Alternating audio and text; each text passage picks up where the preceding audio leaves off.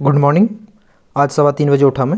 सबसे पहले मैंने एज़ यूजुअल कॉफ़ी बनाई अपने लिए और सीधा आकर मैं सितंबर मंथ की बैंकिंग अवेयरनेस की नोट्स उठाए और उन्हें रिवाइज़ करने के लिए बैठ गया।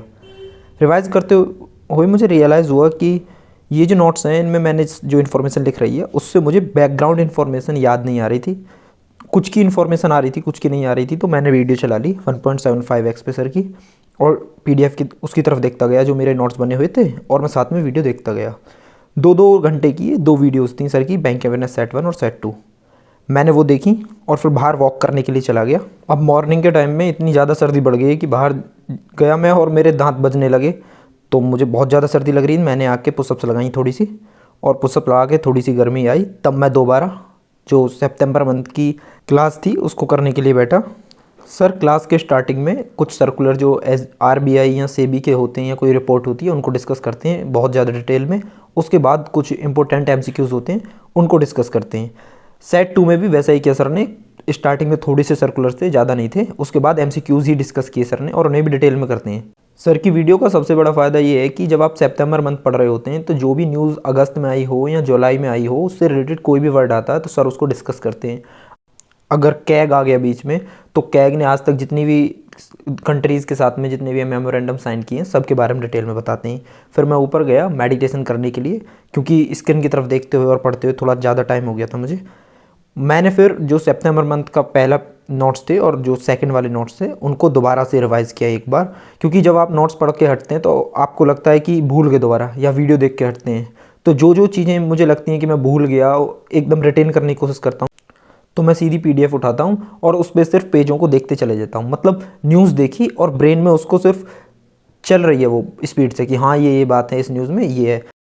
मैंने 30 मिनट्स के अराउंड लगे सिर्फ इन दोनों जो वीडियोज़ हैं इनके नोट्स को कवर करने में, और मैंने इनको पूरा रिवाइज़ कर लिया दोबारा। सितंबर मंथ मेरा कंप्लीट है, बिल्कुल रिवीजन की कोई ज़रूरत नहीं है। सिर्फ और सिर्फ एक काम करना है मुझे कि स्मार्ट कीड़ा के जो नेशनल इंटरनेशनल और बैंक अवेयरनेस है उनको एक बार सिर्फ देखना 30 मिनट में।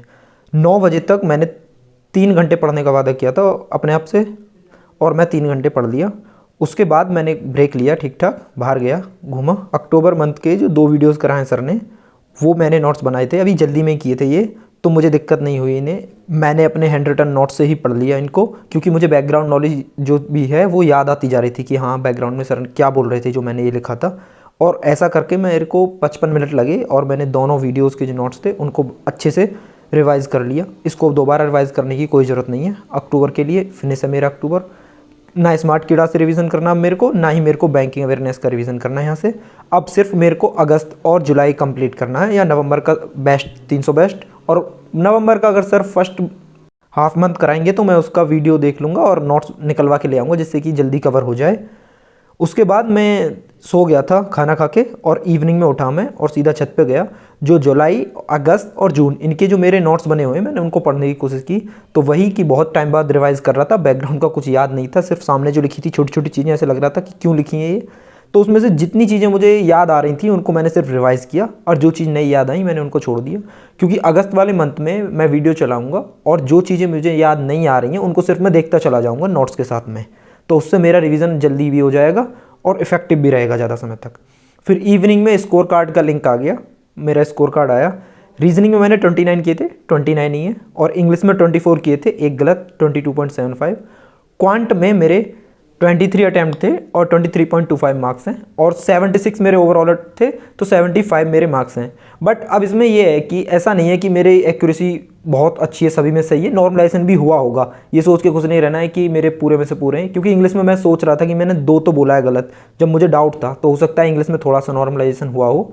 बट इस स्कोर से क्या ही फ़र्क पड़ता, मेंस पे ध्यान देना है। जितने ऊपर इसमें है कट ऑफ से उससे आधी भी ऊपर आ जाए मेंस में, तो अब की बार इंटरव्यू में अच्छा करके सिलेक्शन हो जाना चाहिए। बट देखते हैं क्या होता है, मेंस कैसा आता है और कैसा मैं करके आता हूँ परफॉर्म। रात में सिर्फ मैंने सोने से पहले हर्षद सर की एक वीडियो थी जो अभी लेटेस्ट उनके पेड बैच में कराई है सर ने IBPS के लिए, उसमें से मैंने 2-3 क्वेश्चन ही लगाए और फिर मन नहीं किया, नींद आने लगी तो मैं सो गया। अब अगले कुछ दिन नींद को प्रायोरिटी देनी है, सोना ज़्यादा है, जिससे कि वहाँ ब्रेन अच्छे से फंक्शन करे मेंस एग्जामिनेशन में। आप सभी के लिए जिनका मेंस है ऑल द बेस्ट। अब मिलते हैं मेंस के बाद मेंस एनालिसिस की वीडियो में। Thank you for watching.